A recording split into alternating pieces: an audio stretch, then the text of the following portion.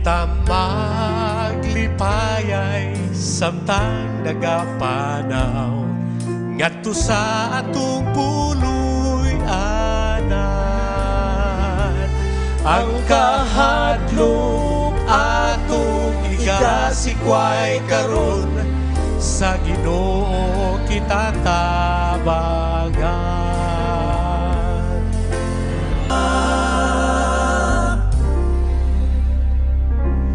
Kita maglipayay samtang nagapanaw ngadto sa atong puloy anan.